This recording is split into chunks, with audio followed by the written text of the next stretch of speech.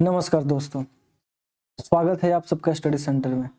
मैं हूं रितेश और आप हैं मेरे साथ आज के इस क्लास में, जहां हम लोग class 10th NCERT geography chapter 1 जो कि है रिसोर्सेज एंड डेवलपमेंट पढ़ने वाले हैं। बहुत ही इजी चैप्टर है, तो आइए स्टार्ट करते हैं। दोस्तों, एनसीईआरटी का एक बहुत ही बढ़िया स्टाइल है। वो चैप्टर शुरू करने से पहले हमेशा एक समरी देता है। यहाँ पर समरी है, कह रहा है can you identify and name the various items used in making life comfortable. Words पे जो है ना दोस्तों, बहुत ध्यान देना है। कह रहा है life comfortable in our villages and towns, list the item and name the material used in their making. तो ये समरी इसलिए देता है ताकि आप जो है ना एक सोचने की शक्ति डेवलप करें रिगार्डिंग द चैप्टर। तो कह रहा है कि क्या क्या चीज़ें जो है आपके लाइफ को कंफर्ट देता है, लाइफ को बहुत जो है कंफर्टेबिलिटी प्रोवाइड करता है। जैसे आप ये लेक्चर देख रहे हैं, ये वीडियो देख रहे हैं अपने मोबाइल में, तो वो मोबाइल जो है आपके लाइफ को कंफर्ट कर रहा है। आप कहीं जा नहीं रहे हैं फिजिकल तरीके से, आप घर बैठे जो है इसको अपने स्क्रीन पे देख रहे हैं। तो ये मोबाइल है, ये इंटरनेट है, ये जो है आपके लाइफ को कंफर्टेबल बना रहा है। तो ये रिसोर्स कहलाएगा। क्यों कहलाएगा? क्योंकि नीचे देखिए, कह रहा है everything available in our environment, हर वो चीज़ जो हमारे एनवायरनमेंट में अवेलेबल है and that can be used to satisfy our needs, that is called resources। तो हर वो चीज़ जो हमारे ज़रूरतों को पूरा करता है उसे रिसोर्सेज बोलते हैं, ठीक है ना। लेकिन यहाँ जो है कह रहा है कि 3 टर्म्स हैं, उन टर्म्स पे जो है रिसोर्सेज को खड़ा उतरना पड़ेगा। वो क्या टर्म्स हैं? तो पहला जो है कह रहा है it is technologically accessible, second है इकोनॉमिकली फिजिबल एंड थर्ड है कल्चरली एक्सेप्टेबल। इसका क्या मतलब है? चलिए, कह रहा है टेक्नोलॉजिकली एसेसिबल। इसका मतलब ये हुआ कि रिसोर्सेज जो है ना उसे निकालने के लिए पर्याप्त टेक्नोलॉजी हमारे पास होना चाहिए। अगर नहीं है तो, अगर आपके पास टेक्नोलॉजी नहीं है, रिसोर्सेज है पर टेक्नोलॉजी नहीं है, तो आपके किसी काम का नहीं है। तो वो जब किसी काम का नहीं रहा तो आप उससे अपने नीड को कैसे पूरा करेंगे? उदाहरण के लिए, जैसे इंडिया में अभी लिथियम का स्टॉक मिला है, पर इंडिया के पास जो है टेक्नोलॉजी नहीं है लिथियम को निकालने का, है ना। क्योंकि इंडिया में इसके पहले लिथियम मिला नहीं था, तो इंडिया जो है वो टेक्नोलॉजी कभी डेवलप नहीं किया था। अब इंडिया जो है वो टेक्नोलॉजी डेवलप करेगा ताकि लिथियम का जो स्टॉक मिला है उसको निकाला जा सके। तो हमारे पास पर्याप्त टेक्नोलॉजी होना चाहिए रिसोर्सेज को जो है अचीव करने के लिए। तो पहला टर्म्स जो है रिसोर्सेज वो कहलाएंगे जो टेक्नोलॉजिकली एसेसिबल हो। जैसे मान लीजिए कि मार्स जो ग्रह है, एक प्लैनेट है, मार्स पे अगर कोई भी मिनरल्स मिलता है तो आपके पास वो टेक्नोलॉजी नहीं है उसे निकालने के लिए, है ना। तो वो आपके लिए रिसोर्सेज नहीं है, ठीक है ना। अगर आपको पता चले कि मार्स पे बहुत सारा डायमंड है, गोल्ड है, या कोई भी मिनरल्स हैं, तो उसे एक्सट्रैक्ट करने के लिए आपके पास पर्याप्त टेक्नोलॉजी नहीं है, तो मार्स पे पाया गया जो मिनरल्स है वो आपके लिए रिसोर्सेज नहीं कहलाएगा, क्योंकि आपके पास टेक्नोलॉजी नहीं है। सेकेंड कह रहा है इकोनॉमिकली फिजिबल। इसका क्या मतलब है? इसका मतलब ये है कि जो रिसोर्सेज आप निकाल रहे हैं, जो यूज कर रहे हैं, अगर मान लीजिए कि उसे प्रोसेस करने में खर्च आया आपका 100 रुपये, और उसको बेचने के बाद, है ना, आपको मिलता है मात्र 50 रुपये, तो ये इकोनॉमिकली फिजिबल नहीं है। रिसोर्सेज को बनाने में, उसे एक्सट्रैक्ट करने में खर्च ज़्यादा हो गया और आपको रिटर्न बहुत कम मिल रहा है, तो ये इकोनॉमिकली फिजिबल नहीं है। जहाँ भी इकोनॉमिक्स वर्ड आएगा समझ लीजिए वहाँ कैश फ्लो हो रहा है। तो इकोनॉमिकली फिजिबल होना चाहिए। जितना खर्च आपको गोल्ड निकालने में पड़ता है उससे ज़्यादा पैसा जो है आपको रिटर्न मिलना चाहिए, तब कहलाएगा इकोनॉमिकली फिजिबल। पता चला कि 100 रुपये जो है एक्सट्रैक्ट करने में निकल गए और मार्केट में जब आपने उसको बेचा तो 50 रुपये मिले, तो इसका कोई फायदा नहीं हुआ। फिर उल्टा जो है money is also a resource, money जो है अपने आप में एक रिसोर्स है, उल्टा जो है आपका पैसा भी बर्बाद हुआ। चलिए नेक्स्ट कह रहा है कल्चरली एक्सेप्टेबल। मतलब यहाँ पे जो है अक्सर स्टूडेंट्स फंस जाते हैं कि कल्चरली एक्सेप्टेबल रिसोर्सेज क्या है। तो कल्चरली एक्सेप्टेबल रिसोर्सेज देखिए दोस्तों, आपने न्यूक्लियर वेपन्स के बारे में सुना होगा और बायो वेपन्स के बारे में भी सुना होगा। तो पहले डिफिनीशन देख लेते हैं कि कल्चरली एक्सेप्टेबल का क्या मतलब है। तो ऐसा रिसोर्स जो ह्यूमन को बिना नुकसान पहुंचाए, है ना, जो ह्यूमन को नुकसान नहीं पहुंचाता हो, उनके कल्चर को नुकसान नहीं पहुंचाता हो, है ना, तो उसे जो है कल्चरली एक्सेप्टेड रिसोर्सेज बोलते हैं। मतलब इंसान जो है कल्चरली उसे एक्सेप्ट कर रहे हैं। अच्छा, यहाँ तो कंफ्यूजन हो गया कि इंसान किस चीज को कल्चरली एक्सेप्ट कर रहा है जिसको रिसोर्सेज कहा जाए। तो जैसे हिस्ट्रिकल मोन्यूमेंट्स हैं, कोई हिस्ट्रिकल प्लेस है ना, तो वो कल्चरली एक्सेप्टेबल रिसोर्सेज हैं क्योंकि उस प्लेस पे लोग जा रहे हैं, इकोनॉमिक जो है कैश फ्लो हो रहा है, तो एक रिसोर्सेज है। अब जो है इसका बेस्ट एग्जांपल देखते हैं पूरे ग्लोब पे, है ना, पूरे वर्ल्ड में एग्जांपल देखते हैं कि पूरे वर्ल्ड में इंसानों ने किस रिसोर्सेज को कल्चरली एक्सेप्ट किया है। तो बेस्ट एग्जांपल है न्यूक्लियर वेपन्स। दोस्तों हर देश ने जो है न्यूक्लियर वेपन्स बना रखे हैं, पर सबने जो है ट्रीटी भी साइन कर रखी है। और बायो वेपन्स, इन पे भी ट्रीटी साइन, हालांकि बायो वेपन्स जो है ये डेवलप हो चुके हैं, पर सभी देशों ने मिलकर के जो है ट्रीटी बना रखा है कि बायो वेपन्स जो है इसको यूज नहीं करना है। तो ये कल्चरली एक्सेप्टेबल रिसोर्स नहीं है। न्यूक्लियर वेपन्स और बायो वेपन्स जो है कल्चरली एक्सेप्टेबल रिसोर्स नहीं है। तो हमने जो है इसको इजाद कर लिया, पर ट्रीटी बना करके जो है हमने साझा किया, हमने जो है संधि किया कि हम इसे यूज नहीं करेंगे, तो इसका जो है यूज बंद कर दिया गया, है ना। बायो वेपन्स जो है, बायो वेपन्स तो फुल्ली तरीके से बंद है, हालांकि न्यूक्लियर वेपन्स जो है यूज हुआ था ये वर्ल्ड वॉर टू 1946 में जो है यूज हुआ था। चलिए खैर, अगला जो है कह रहा है कि technologically accessible, economically feasible and culturally acceptable can be termed as resources. तो हर उस चीज को रिसोर्स बोलेंगे जो हमारे नीड्स को सेटिस्फाई कर रहा है। बट 3 टर्म्स हैं, पहला टेक्नोलॉजिकली एक्सेसिबल होना चाहिए, दूसरा इकोनॉमिकली फिजिबल होना चाहिए, एंड तीसरा कल्चरली एक्सेप्टेबल होना चाहिए, तो उसे हम रिसोर्स बोलेंगे। चलिए यहाँ जो है दिखा रहा है, डायग्राम है, क्या है, इंटरडिपेंडेंट, इंटर मतलब दो चीजों के बीच, दो या दो से ज्यादा चीजों के बीच, डिपेंडेंट मतलब निर्भरता, interdependent relationship between nature, technology and institution. तो कह रहा है कि ह्यूमन बीइंग जो है कैसे नेचर, टेक्नोलॉजी एंड इंस्टीट्यूशन को जो है ना कैसे एक साथ साझा करके रिसोर्सेज को डेवलप करता है। ठीक है, तो कोई भी रिसोर्सेज है वो नेचर से निकाला जाता है, फिर उस रिसोर्सेज को डेवलप करने के लिए टेक्नोलॉजी इजाद की जाती है। जैसे इंडिया अभी टेक्नोलॉजी इजाद करेगा लिथियम के लिए, लिथियम के लिए टेक्नोलॉजी जो है इजाद किया जाएगा। मे भी हम टेक्नोलॉजी किसी देश से खरीदें या फिर उस देश को हम अपने यहाँ बुलाएं कि हमारे यहाँ आओ और जो है लिथियम को एक्सट्रैक्ट करने में हमारी हेल्प करो, हमें टेक्नोलॉजी बताओ। जैसे चाइना में लिथियम है तो चाइना के पास ये टेक्नोलॉजी है, एंड उसके लिए फिर इंस्टीट्यूशन का जो है ना डेवलपमेंट किया जाएगा कि लिथियम को जो है ना फिर कैसे डेवलप किया जाए। तो नेचर से आपने रिसोर्सेज निकाला, उसके लिए टेक्नोलॉजी इजाद किया और फिर इंस्टीट्यूशंस बिठा दिए कि उस रिसोर्सेज को सबसे बेस्ट तरीके से कैसे यूज किया जा सकता है। तो ये जो है डायग्राम यही बता रहा है। और कौन करता है ये सब? Human being. तो ह्यूमन बीइंग जो है अपने आप में एक रिसोर्सेज है।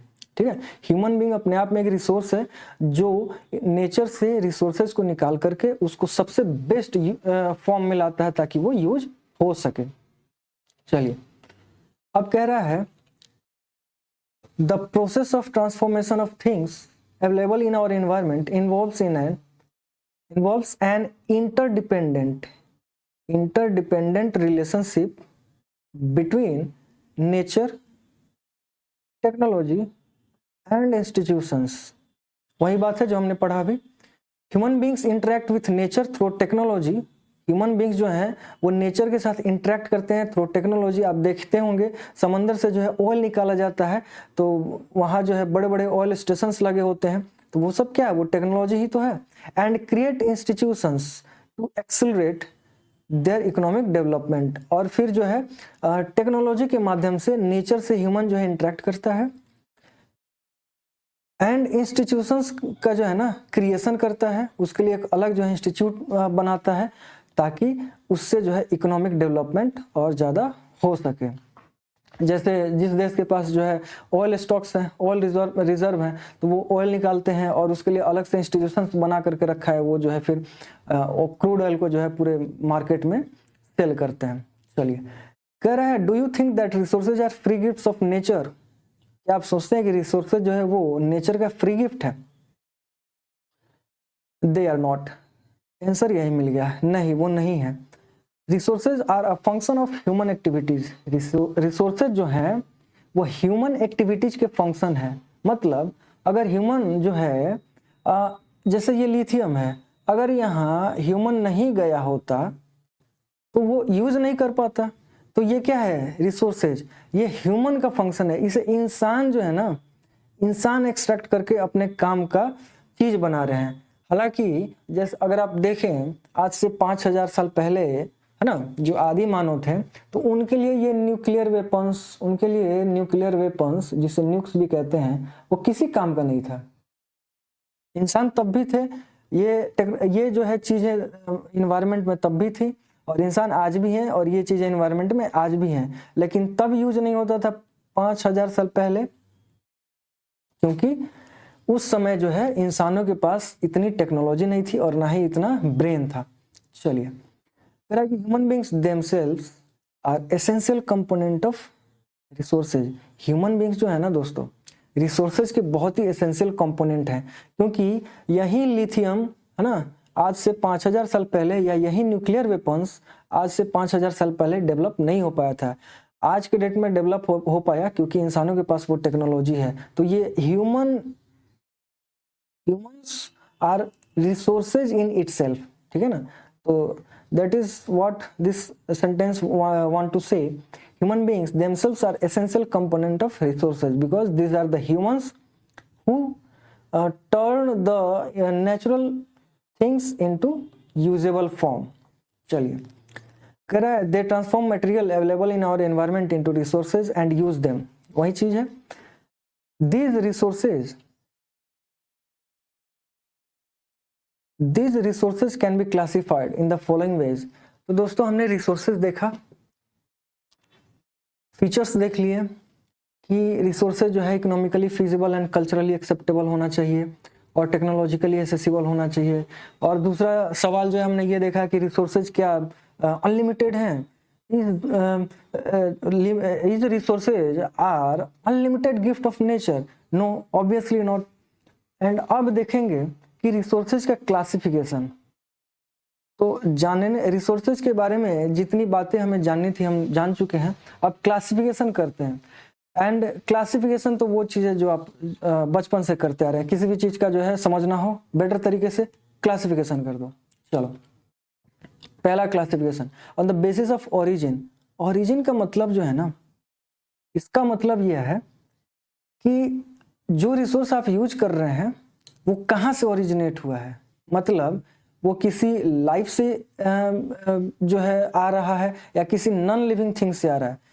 तो कह रहा है कि बायोटिक एंड एबायोटिक। बायोटिक का मतलब क्या होता है, देखिए इसके नाम में ही जो है बायो है, बायो मीन्स लाइफ। तो जो रिसोर्सेज हमें किसी लाइफ फॉर्म से मिल रहा है, यानी प्लांट्स या एनिमल से मिल रहा है, उसे बायोटिक रिसोर्स कहेंगे। और जो रिसोर्सेज नॉन लिविंग थिंग से मिल रहा है उसे एबायोटिक कहेंगे। अब चलिए ये बताइए कि क्रूड ऑयल जो है वो बायोटिक है या एबायोटिक है? तो क्रूड ऑयल वो बायोटिक रिसोर्स है क्योंकि वो एनिमल से बनता है। कोल जो है वो बायोटिक रिसोर्स है क्योंकि वो भी जो है ना प्लांट से बनता है, ठीक है। चलिए, अगला कह रहा है और जो किसी लाइफ फॉर्म से नहीं बना है वो एबायोटिक में आ जाएगा। नेक्स्ट है classification on the basis of exhaustibility. इसका क्या मतलब है? तो पहला हमने देखा कि जो रिसोर्सेज हम यूज कर रहे हैं वो ओरिजिनेट कहाँ से हो रहा है। अच्छा, दूसरा क्या है, दूसरा क्लासिफिकेशन है कि जो रिसोर्सेज हम यूज कर रहे हैं वो कभी ना कभी तो खत्म हो जाएगा। तो एक बार जब वो एग्जॉस्ट हो गया तो क्या वो दोबारा से रिन्यू हो सकता है क्या, या फिर एक बार खत्म हो गया तो बस खत्म।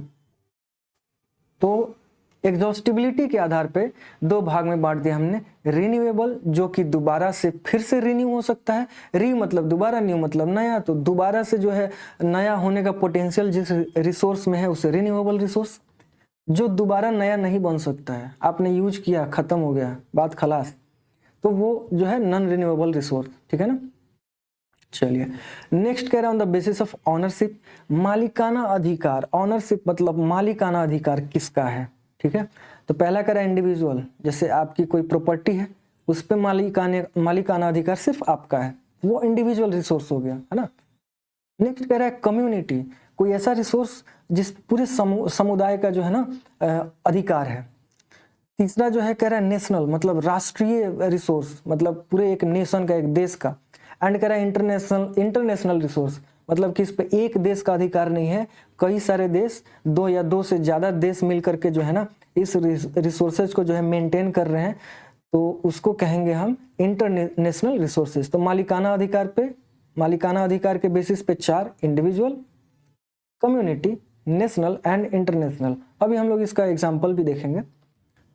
एंड लास्ट में कह रहा है on the basis of status of development, potential, developed, stock and reserve. तो डेवलपमेंट के आधार पे हम चार भाग में बांटते हैं। पोटेंशियल मतलब जिसके अंदर पोटेंशियल है, हम यूज नहीं कर रहे हैं अभी बट पोटेंशियल है उसके पास। डेवलप्ड मतलब जो डेवलप कर चुके हैं हम, है ना। तीसरा कह रहा है स्टॉक, मतलब कि हम यूज नहीं कर पा रहे हैं अभी, हमारे पास स्टॉक में है वो यूज नहीं कर रहे हैं। एंड रिजर्व तो आप जानते ही हैं। चलिए नीचे जो है डायग्राम है, देखते हैं वही चीज है जो हमने पढ़ा। रिसोर्सेज को दो भाग में बांट दिया है, natural resource and human resource. Natural को दो भाग में, रिन्यूएबल, नॉन रिन्यूएबल, यानी कि एक बार ये यूज हुआ तो दोबारा जो है रिन्यू हो सकता है। जैसे सनलाइट जो है, आप सोलर पैनल लगाते हैं ना, तो सोलर पैनल के लिए एनर्जी क्या है, सनलाइट है। आज का दिन खत्म, कल फिर से सन जो है फिर से आ जाएगा, सनलाइट हो गया। उसके बाद विंड एनर्जी हो गया, ये सब जो है रिन्यूएबल है। नॉन रिन्यूएबल में आपका जो है ऑयल हो गया, गैस हो गया, ये सब जो है नॉन रिन्यूएबल, आपने यूज किया उसके बाद खत्म हो गया वो। रिन्यूएबल में जो है कह रहा है कंटिन्यूअस और बायोलॉजिकल। तो कंटिन्यूअस में जानते हैं विंड, हवा तो है बहते ही रहता है। पानी भी जो है 24 घंटा सालों भर, कई हजारों लाखों करोड़ों साल से पानी जो है बह रहा है नदियों में, है ना। जी हाँ, करोड़ों साल से पानी जो है लगातार 24 घंटे सालों भर करोड़ों साल से बहते रह रहा है ना। तो ये कंटिन्यूअस फ्लो हो गया, हवा जो है बहते ही रहता है। एंड बायोलॉजिकल में देख लें अगर, तो natural and wild life, natural vegetation ये आपको क्लास 9th में भी पढ़ना था, एंड वाइल्ड लाइफ ये भी क्लास 9th में पढ़ना था। तो फॉरेस्ट और वाइल्ड लाइफ जो है अपने आप में एक बहुत बड़े रिसोर्स हैं, ये जो है आपको ध्यान में रखना है।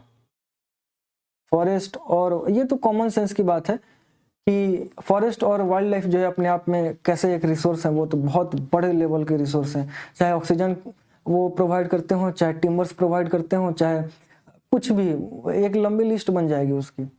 नेक्स्ट कह रहा है ह्यूमन में, structures and institutions and quantity and quality, ठीक है।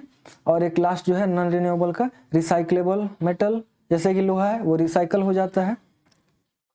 नॉन रिसाइक्लेबल जैसे कि फॉसिल फ्यूल, कोल आपने यूज किया, हो गया खत्म हो गया, अब वो नॉन रिसाइक्लेबल या नॉन वो रिन्यू नहीं हो सकता है। कोयला जो है, कोल या क्रूड ऑयल,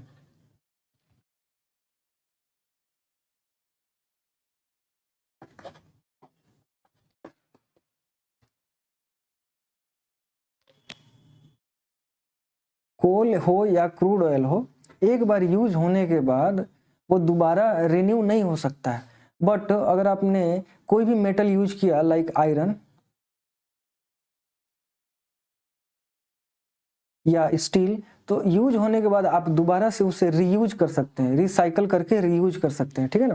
तो ये जो है क्लासिफिकेशन ऑफ रिसोर्सेज हो गया। चलिए अगले पेज पे चलते हैं। ओके तो यहाँ पे कह रहा है कि टाइप्स ऑफ रिसोर्सेज, रिसोर्सेज के कौन कौन से टाइप हैं। तो पहला हम देखते हैं जो हमने अभी देखा ऊपर में कि on the basis of origin, पहला जो है हमने बांटा है बायोटिक रिसोर्स को और दूसरा जो है हमने बांटा है एबायोटिक रिसोर्स को। तो ओरिजिन के बेसिस पे हमने दो भाग में बांट दिया। बायोटिक मतलब which are obtained from biosphere, means having life such as human beings, flora and fauna. 9th class में आपने पढ़ा था, फ्लोरा मतलब प्लांट किंगडम, फौना मतलब animal kingdom, fisheries, livestock, etc। मतलब आप देखिए इन सब में कॉमन क्या है, human beings life form, plant kingdom life, fauna animal, life, fisheries life, life stock. तो जिन रिसोर्सेज, जो रिसोर्सेज किसी लाइफ से ऑब्टेन किए जाते हैं वो बायोटिक रिसोर्स हो गए। और जो रिसोर्सेज देखिए नॉन लिविंग थिंग्स, बस यही कीवर्ड है, कीवर्ड पकड़ना सीखिए दोस्तों। नॉन लिविंग थिंग्स से पाए जाने वाले रिसोर्सेज को कहते हैं एबायोटिक रिसोर्सेज, क्योंकि ये बायोटिक का जस्ट अपोजिट है, एबायोटिक रिसोर्सेज। तो all those things which are composed of non living things are called abiotic. Example rocks, metals, बहुत simple. Next point, on the basis of exhaustibility, मतलब ये कि एक बार यूज होने के बाद क्या वो दोबारा यूज हो सकते हैं, सेम चीज क्या दोबारा यूज हो सकते हैं क्या, आइए देखते हैं। कह रहा है रीन्यूएबल रिसोर्स, एक तो यूज हो सकता है, एक यूज नहीं होगा। तो कह रहा है कि दैट कैन बी रिन्यूड, ये कीवर्ड है और ये कीवर्ड्स ही आपको जो है कंसेप्ट बिल्डअप करने में काफी हेल्प करते हैं। तो कह रहा है कि जो रिन्यू हो सकता है ना, या रिप्रोड्यूस्ड बाय फिजिकल, केमिकल और mechanical process is called renewable resource, ठीक है, या रिप्लेनिसेबल रिसोर्स। एग्जांपल के लिए सोलर, सोलर मतलब सोलर का मतलब ही होता है sunlight. Wind, solar is related to sun, तो सोलर प्लैनेट को हम लोग सन फैमिली भी कह सकते हैं। यहाँ कह रहा है सोलर यानी कि सन से रिलेटेड, सनलाइट या सन एनर्जी। नेक्स्ट कह रहा है wind, wind energy, water, forest and wild life. ये जो है ना, आप देखिए विंड एनर्जी यूज हो गया, दोबारा यूज कर सकते हैं, कल फिर से हवा बहेगी, हवा तो 24 घंटे बहती है। पानी जो है नदियों से 24 घंटे बहता है। फॉरेस्ट जो है इसमें थोड़ा सा जो है ना दोस्तों विरोधाभास है, क्योंकि फॉरेस्ट जो है अगर आप एक बार कटाई करना चालू कर दिए तो वो दोबारा रिन्यू होने में काफी टाइम लग जाता है। कम से कम एक पेड़ को फुली मैच्योर होने में 15 से 20 साल तो कम से कम लग ही जाते हैं। मैं पौधों की बात नहीं कर रहा, अब आप ये मत कहिए कि आपने जो है कोई पौधा लगा दिया और 2 महीने में जो है वो बड़ा हो जाता है। नेक्स्ट है वाइल्ड लाइफ। ये भी जो है ना, अगर आप बहुत बड़े पैमाने पे इनका यूज करना स्टार्ट कर दिया अगर आपने, तो वो रिन्यू नहीं हो पाएंगे, जल्दी हो जाएंगे बट जल्दी नहीं हो पाएंगे। खैर कह रहा है द रिन्यूएबल रिसोर्सेज में further be divided into continuous और फ्लो, ठीक है, रिन्यूएबल रिसोर्सेज को कंटिन्यूअस और फ्लो में भी डिवाइड किया गया। चलिए नॉन रिन्यूएबल, दोस्तों नाम में ही लिखा है, बहुत कॉमन सी बात है, कॉमन सेंस एकदम। नॉन रिन्यूएबल, न्यू मतलब नया हो जाना, रीन मतलब दोबारा से नया हो जाना, बट यहाँ लग गया नॉन, यानी कि ये दोबारा से नया नहीं होगा। This occur over a very long geological time, बहुत लंबा समय लगता है इसको बनने में, रिन्यू होने में बहुत लंबा समय लगता है। Minerals and fossil fuels are example of such resources. Minerals और फॉसिल्स, फॉसिल जैसे ही फॉसिल आया आपको समझ जाना है कि कोल एंड ऑयल, ये जो है ना ये फॉसिल्स हैं। तो इस रिसोर्सेज के एग्जांपल है coal and oil. These resources take millions of years, यह कई लाखों करोड़ों साल लग जाते हैं इनके फॉर्मेशन में। Some of the resources like metal are recyclable, metal recyclable है, and some like fossils can not be recycled and get exhausted with their use. आपने यूज किया, बस यहाँ पर जो है वो रिसोर्स खत्म हो गया, अब आप दोबारा यूज करेंगे तो रिसोर्सेज जो है स्टॉक से खत्म हो रहे हैं। लेकिन वहीं अगर आप देखें सोलर एनर्जी आप यूज कर रहे हैं तो वो स्टॉक से खत्म नहीं हो रहा है। विंड एनर्जी अगर आप यूज कर रहे हैं तो स्टॉक से खत्म नहीं हो रहा है। अगर आप नदी के पानी को हाइडल एनर्जी में चेंज कर रहे हैं तो वो स्टॉक से खत्म नहीं हो रहा है। लेकिन अगर आप कोल या ऑयल यूज कर रहे हैं तो वो स्टॉक से खत्म हो रहा है। exhausted with their use. चलिए नेक्स्ट पॉइंट है on the basis of ownership. Ownership का मतलब मालिकाना अधिकार, ठीक है ना। तो इंडिविजुअल रिसोर्सेज जो है पहला इसका जो है टाइप है ऑनरशिप के आधार पे, जो हमने 3-4 भाग में रिसोर्सेज को बांटा है, उसका पहला टाइप है इंडिविजुअल रिसोर्सेज। इंडिविजुअल मतलब व्यक्तिगत, इंडिविजुअल मतलब व्यक्तिगत, तो व्यक्तिगत रिसोर्स यानी कि वो resource belong to an individual, जैसे कि mini farmers on land which is allotted to them by government against the payment of revenue, है ना। And urban people on plots, houses, घर एंड अदर प्रॉपर्टी, जो कि एक किसी व्यक्ति से बिलोंग करता है, उसको इंडिविजुअल रिसोर्स बोलते हैं, ठीक है। कह रहा है कि some of the example of resource ownership by individual, make list of resource own by. तो वैसे रिसोर्सेज का जो है एक लिस्ट बनाइए जो ऑनरशिप के आधार पे इंडिविजुअल रिसोर्सेज में आते हैं। बहुत साधारण सी बात है, वैसा प्रॉपर्टी, वैसा रिसोर्सेज जो किसी एक व्यक्ति से बिलोंग करता हो, उसका मालिक एक ही हो। लेकिन इसका जस्ट अपोजिट कम्युनिटी, कम्युनिटी का मतलब होता है समुदाय। इस रिसोर्सेज पे पूरे एक गांव के समुदाय का अधिकार होता है, ठीक है। ये तो समझ गया, ये तो आप समझ गए। लेकिन एग्जाम्पल क्या है, तो ग्रेजिंग ग्राउंड, चारागाह, कोई एक खाली मैदान है जिसमें घास वगैरह उगते हैं, तो उसमें जो है लोग जाते हैं अपने जानवरों को चराने के लिए जाते हैं, उसमें चरवाहा या ग्रेजिंग ग्राउंड, ठीक है ना। गाय भैंस जो है उसमें घास चरने जाती हैं। नेक्स्ट कह रहा है ब्यूरियल ग्राउंड। ब्यूरियल ग्राउंड मतलब कब्रिस्तान। इसमें कोई एक आदमी क्लेम नहीं कर सकता है कि दिस कब्रिस्तान इज बिलोंग्स टू मी, हाँ, वो जो है पूरे समुदाय का होता है। विलेज पॉन्ड, गांव में जो तालाब है वो। पब्लिक पार्क्स, पार्क जो है वो कोई ये नहीं कह सकता कि ये पार्क जो है मेरा है, वो तो पब्लिक पार्क है, उसमें जो है पूरे एक समाज के लोग जा सकते हैं। पिकनिक स्पॉट, ये सब जो है ना दोस्तों, ये कम्युनिटी ऑन करती है, ठीक है। वहाँ के समाज, आसपास के जो समाज के लोग हैं, वो समुदाय के जो लोग हैं वो ऑन करते हैं, ठीक है। तो ये कम्युनिटी ऑन रिसोर्सेज हो गया। नेक्स्ट है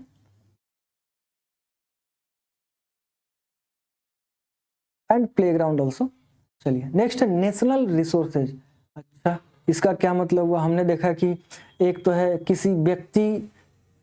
किसी रिसोर्स पे किसी व्यक्ति का अधिकार है तो इंडिविजुअल रिसोर्स हो गया, किसी समुदाय का अधिकार है तो कम्युनिटी रिसोर्स हो गया। लेकिन यहाँ नेशनल रिसोर्स क्या, ये क्या है, तो चलिए कह रहा है technically all the resources belongs to the nation. कह रहा है कि टेक्निकली जो है सारे रिसोर्सेज जो है ना वो तो राष्ट्र का ही है, वो तो देश का ही है। अच्छा, इसका क्या मतलब हुआ, क्या मेरा जो प्रॉपर्टी है जिसका मालिकाना अधिकार मेरे पास है, क्या वो भी देश का है? जी हाँ, बिल्कुल देश का है, क्योंकि जब भी देश को जरूरत पड़ेगी कोई रोड्स, कनाल या रेलवे बनाने के लिए, तो वो जो है आपसे गवर्नमेंट आपसे ले सकती है, ठीक है ना। बदले में आपको जो है कुछ कंपेंसेशन देती है, बट आपसे ले सकती है, और होता भी है ऐसा। तो वही बात यहाँ पे है, technically all the resources belongs to the nation. Technically तो सारे रिसोर्सेज देश के ही हैं। The country has legal power to acquire even private property. Private property को भी जो है ना गवर्नमेंट एक्वायर कर सकती है। क्यों कर सकती है? For public good, for public welfare, ताकि जनता को जो है ना एक बेटर इंफ्रास्ट्रक्चर मिल सके, एक बेटर रोड मिल सके, कैनल्स मिल सके, रेलवे जो है मिल सके। तो कह रहा है कि being constructed on the field owned by some individual, फर्क नहीं पड़ता उसका मालिकाना अधिकार किसके पास है। आपकी संपत्ति जो है ना वो देश की संपत्ति है, देश जब चाहे आपसे ले सकता है, बदले में आपको कंपनसेशन दे दिया जाता है। Anyways, urban development authorities get empowered by government to acquire land and all the minerals, water resources, forest, wildlife, land यानी कि जमीन within the political boundaries and oceanic area। समंदर में भी दोस्तों आपको ध्यान होगा कि भारत का लगभग आधा जमीन जो है ना वो पानी में है। तो वो भी जो है ना नेशनल रिसोर्सेज है। अच्छा, तो पानी में ये तो हम समझ गए कि जो लैंड बाउंड्री है वहां पर तो बॉर्डर बने हैं, लैंड बाउंड्री पे जो है ना बॉर्डर बने हैं, तो बॉर्डर के अंदर तो देश की संपत्ति है। लेकिन पानी में तो देखिए कह रहा है कि जो कोस्टल एरिया है, तो कोस्ट से यानी कि तट से 22 किलोमीटर समंदर में, जैसे कि मान लीजिए कि भारत का जो जमीन है लैंड वो ओशन में है अगर, है ना, तो कह रहा है कि किनारे से 22 किलोमीटर समंदर में वो टेरिटोरियल वाटर कहलाता है, यानी कि वो पानी जो है तट से 22 किलोमीटर अंदर समंदर में, उतना पानी, उतना एरिया वो नेशनल रिसोर्स है। ठीक है, वो उस देश को बिलोंग करता है। जैसे मान लीजिए कि ये इंडिया है, तो यहां से 22 किलोमीटर, 22.2 किलोमीटर, ये जो है ना ये सारा एरिया जो है ये सब इस देश का है, मतलब हमारा प्यारा भारत हमारे देश का है। ठीक है, ये सब जो है नेशनल रिसोर्सेज है। और डिस्टेंस कितना है? 22.2 किलोमीटर। ठीक है, तो ये जो है नेशनल रिसोर्स है ना। एक बार मैं फिर से इसको बता देता हूं, तट से 22 किलोमीटर अंदर पानी में जितना एरिया है, ठीक, ये नेशनल रिसोर्स है। लेकिन इंटरनेशनल रिसोर्स, चलिए, कह रहा है कि there are international institutions which regulate some resources, the oceanic resources beyond 200 nautical mile. 200 nautical mile कितना होता है? 370 kilometre, is called exclusive economic zone. ये बहुत ही इंपॉर्टेंट वर्ड है, अक्सर एग्जाम में आता है। Belongs to open ocean and no individual country can utilize. इसका क्या मतलब है? कह रहा है कि किसी, मान लीजिए कि कोई कंट्री है, ये स्क्वायर मान लीजिए कि एक कंट्री है, तो इस स्क्वायर से एक तो हमने देख लिया कि 22 किलोमीटर, 22 किलोमीटर तक का जो एरिया है ये इसका टेरिटोरियल वाटर है, यानी कि 22 किलोमीटर तक इसका अधिकार है। लेकिन कह रहा है कि अगर आप 370 किलोमीटर पे आ जाए, तो 370 किलोमीटर के बाद का जो वाटर है ना, जो ओशन है, ये जो है इंटरनेशनल रिसोर्स है, यानी कि उस पे अब उस देश का अधिकार नहीं है बल्कि इंटरनेशनल इंस्टीट्यूशंस का अधिकार है। और उस पे कोई डिसीजन लेना होगा तो सभी देशों के जो है ना, सभी देशों के लोग बैठेंगे, सभी देशों की टीम बैठेगी, मेंबर्स बैठेंगे और फिर डिसीजन लेंगे। तो कोई एक आदमी डिसीजन नहीं ले सकता है। किस चीज पे? इंटरनेशनल रिसोर्स पे कोई एक आदमी डिसीजन नहीं ले सकता है, यानी कि किसी देश के तट से 370 किलोमीटर के बाद का जो ओशन है वो इंटरनेशनल इंस्टीट्यूशन है। चलिए, अगला कह रहा है on the basis of status of development. देखिए बहुत साधारण सी बात है कि आपके पास जो रिसोर्सेज है उसके डेवलपमेंट का क्या स्टेटस है, मतलब अभी शुरुआती स्टेज में है या डेवलप हो चुका है या आप जो है थोड़ा बहुत यूज कर चुके हैं। तो उदाहरण के लिए अभी सबसे लेटेस्ट में जो है ना हम लिथियम लेते हैं, क्योंकि इंडिया में लिथियम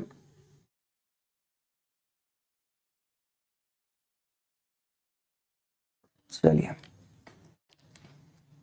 कह रहा है कि potential resources which are found in a region. अच्छा, किसी एक क्षेत्र में रिसोर्सेज को पाया गया है, बट लेकिन यहाँ पे एक शर्त लग गया। टर्म्स क्या है? But have not been utilized. एक क्षेत्र में पाया गया है पर यूज नहीं हो पाया है, किन्हीं कारणों से। यहाँ एग्जाम्पल दिया है, western part of India, particularly India का वेस्टर्न पार्ट क्या है?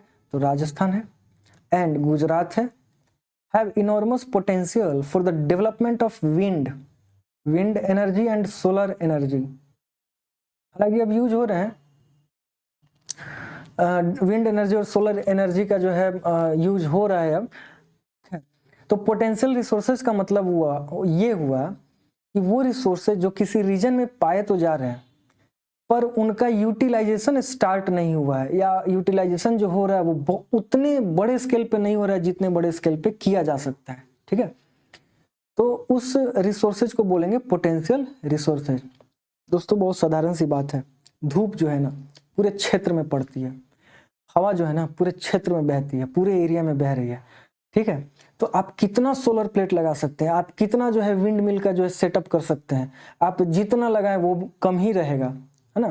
तो इस तरीके के रिसोर्स को बोलते हैं पोटेंशियल। पोटेंशियल बहुत है, भारत में सन लाइट बहुत ज्यादा पड़ती है, तो भारत में सोलर एनर्जी का पोटेंशियल बहुत ज्यादा है। ठीक है, अगर आप 1 इंच भी जमीन न छोड़े और सोलर प्लेट लगा दें, ठीक है, तो भी जो है कहा जाएगा कि हम सोलर एनर्जी का फुल्ली यूज नहीं कर पा रहे हैं। ठीक है, इतना ज्यादा सोलर एनर्जी और विंड एनर्जी का पोटेंशियल है इंडिया में। ठीक है, चलिए नेक्स्ट कह रहा है डेवलप्ड रिसोर्सेज, यानी कि वो रिसोर्सेज विच आर सर्वेड, जिनका सर्वे हो चुका है।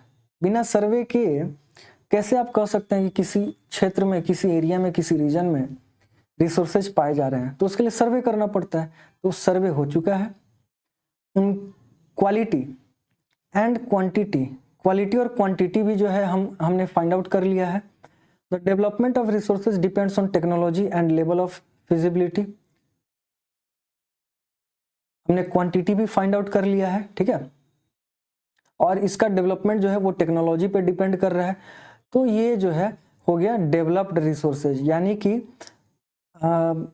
हमने क्वालिटी क्वांटिटी ये जो है फाइंड आउट कर लिया है, तो ये हो गया डेवलप्ड रिसोर्सेज। ठीक है, चलिए अगला करें स्टॉक, यानी कि material in the environment which have the potential to satisfy human needs but human beings do not have the appropriate technology to assess this. Example, lithium.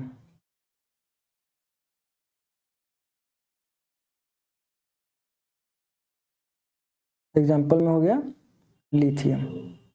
तो लिथियम जो है, ये थोड़ा सा क्लियर नहीं दिख रहा होगा बट मैं बोल रहा हूं तो आप सुनिए।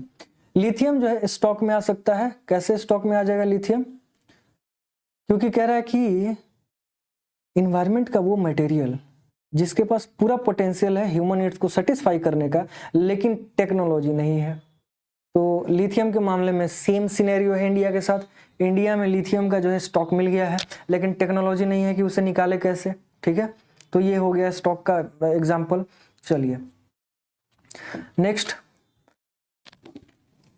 एक और चीज, for example water is a compound of 2 gases. अच्छा, वाटर जो है 2 गैसेज का कंपाउंड है जिसको हम बोलते हैं H2O।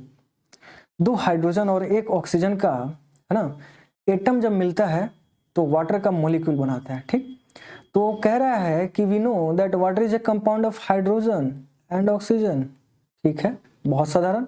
Hydrogen can be used as a rich source of energy but we do not have advanced technical know how. कह रहा है कि हम जानते हैं कि हाइड्रोजन, पानी जो है वो हाइड्रोजन और ऑक्सीजन से बनता है। हाइड्रोजन एक रिच सोर्स ऑफ एनर्जी है,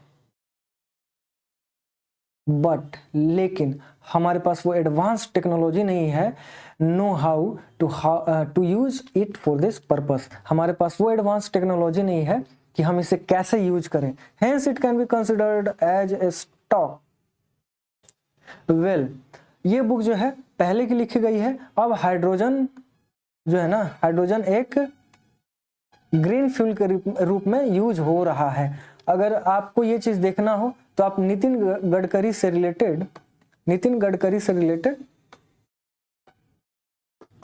यूट्यूब वगैरह पे आप पोस्ट देख सकते हैं, न्यूज देख सकते हैं। ठीक है, हाइड्रोजन एनर्जी को नितिन गडकरी जो है ना, ये बहुत बढ़ चढ़ के प्रमोट कर रहे हैं। क्यों? क्योंकि ये ग्रीन एनर्जी साबित हुआ है। ठीक है, इससे जो है पोल्यूशन वगैरह बहुत कम हो रहा है और ये एक सस्टेनेबल एनर्जी है। चलिए अगला कह रहा है रिजर्व।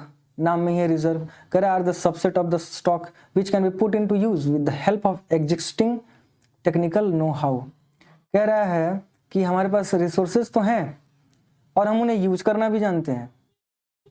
स्टॉक में क्या था, रिसोर्सेज हैं हमारे पास, but we do not have advance technical know how.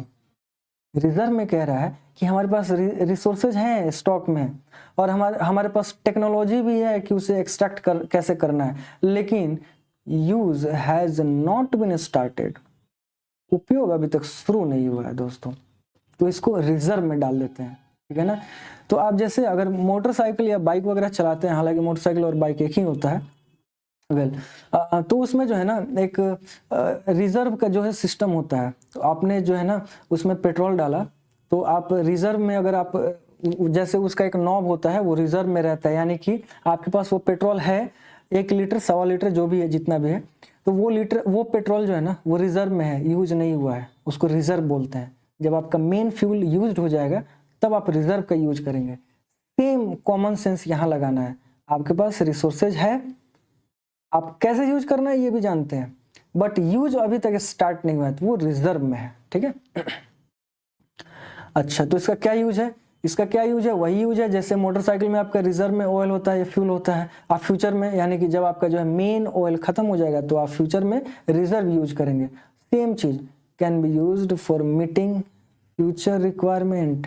यहाँ मीटिंग का मतलब वो मीटिंग जूम मीटिंग नहीं है, कह रहा है कि भविष्य में जो जरूरतें होंगी उन जरूरतों को पूरा करने के लिए, मीट करने के लिए हमने उसे रिजर्व करके रखा है। अच्छा, उदाहरण के लिए तो कह रहा है river water can be used for generating hydro electric power, but presently it is being utilized only to limited extent, thus the water in the dam forest it is a reserve which can be used in future। अच्छा, तो देखिए dam जो होता है ना दोस्तों, water dam, उसमें पानी हम रिजर्व करके रखते हैं और उस पानी से हम बिजली बनाते हैं। बिजली रिजर्व नहीं रख सकते हैं आप, बिजली को जो है ना दोस्तों आप रिजर्व नहीं रख सकते हैं। अब आप ये ना कहें कि बैटरी में जो है हम बिजली रिजर्व रख सकते हैं, वो बैटरी जो है पूरे शहर को जो है ना बिजली प्रोवाइड नहीं कर सकती है, ठीक। तो बिजली को आप रिजर्व नहीं रख सकते, तो पानी रिजर्व रख लेते हैं। तो वही चीज कह रहा है कि water in the dams are the reserve which can be used in the future and also forest. चलिए, तो बस दोस्तों आज के लिए इतना ही। उम्मीद करते हैं आपको अच्छा लगा होगा। अगर आपको ये वीडियो पसंद आया तो थोड़ा सा लाइक ठोक दीजिए, सब्सक्राइब कर दीजिए और कमेंट करके हमें ज़रूर बताइए। रिसोर्सेज एंड डेवलपमेंट का पार्ट 2 बहुत जल्द आ रहा है, बने रहिए हमारे साथ। जय हिंद।